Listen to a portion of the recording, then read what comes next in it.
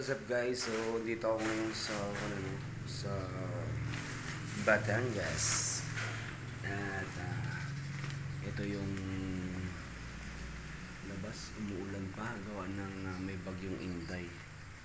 So ipapakita ko sa inyo nung pumunta ko dito. And itatanim ko nga pala yung kamote doon.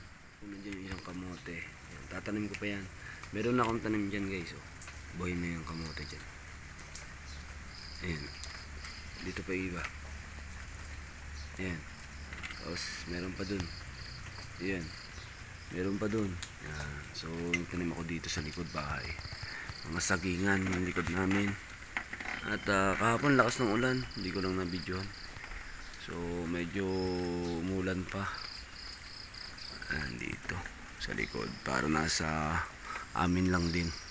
Palibot ng banana. Dito tayo sarap.